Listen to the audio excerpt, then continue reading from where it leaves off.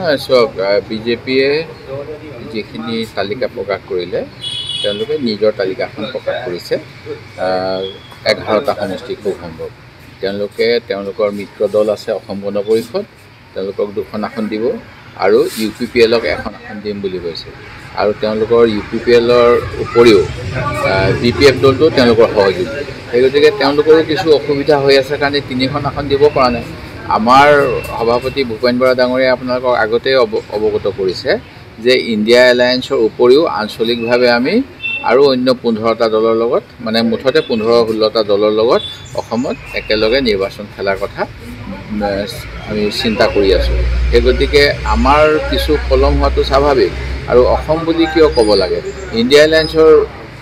প্ৰথম তালিকাখনে প্ৰকাশ পোৱা নাই সেই গতিকে আমাৰ অসমৰ কিছু সংবাদ মাধ্যমত যেনেধৰণে কথাটো কৈছে যে বিজেপিয়ে আগবাঢ়ি গ'ল অসমত পিছ পৰি আছে এই কথাটো কোৱাটো উচিত নহয় ইণ্ডিয়া এলায়েন্সে সমগ্ৰভাৱে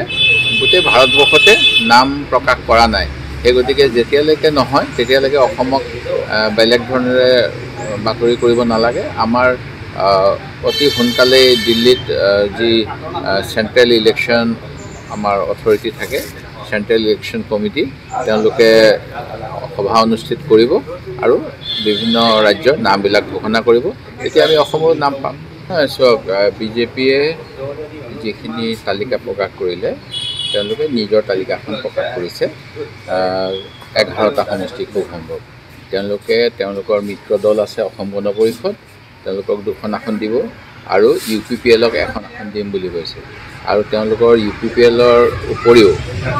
বিপিএফ দলটো তেওঁলোকৰ সহযোগী সেই গতিকে তেওঁলোকৰো কিছু অসুবিধা হৈ আছে কাৰণে 3খন আসন দিব পৰা নাই আমাৰ সভাপতি ভূপেন বৰা ডাঙৰীয়া আপোনালোকক আগতে অৱগত কৰিছে যে ইণ্ডিয়া এলায়েন্সৰ উপৰিও আঞ্চলিকভাৱে আমি আৰু অন্য 15টা দলৰ লগত মানে মুঠতে 15-16টা দলৰ লগত অসমত একেলগে নিৰ্বাচন খেলাৰ কথা আমি চিন্তা কৰি আছোঁ সেই গতিকে আমাৰ কিছু পলম হোৱাটো স্বাভাৱিক আৰু অসম বুলি কিয় ক'ব লাগে ইণ্ডিয়া এলায়েন্সৰ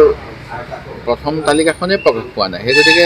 আমাৰ অসমৰ কিছু সংবাদ মাধ্যমত যেনেধৰণে কথাটো কৈছে যে বিজেপিয়ে আগবাঢ়ি গ'ল অসমত পিছ পৰি আছে এই কথাটো কোৱাটো উচিত নহয় ইণ্ডিয়া এলায়েন্সে সমগ্ৰভাৱে গোটেই ভাৰতবৰ্ষতে নাম প্ৰকাশ কৰা নাই সেই গতিকে যেতিয়ালৈকে নহয় তেতিয়ালৈকে অসমক বেলেগ ধৰণেৰে বাতৰি কৰিব নালাগে আমাৰ অতি সোনকালেই দিল্লীত যি চেণ্ট্ৰেল ইলেকশ্যন আমাৰ অথৰিটি থাকে চেণ্ট্ৰেল ইলেকশ্যন কমিটি তেওঁলোকে সভা অনুষ্ঠিত কৰিব আৰু বিভিন্ন ৰাজ্যৰ নামবিলাক ঘোষণা কৰিব তেতিয়া আমি অসমৰ নাম পাম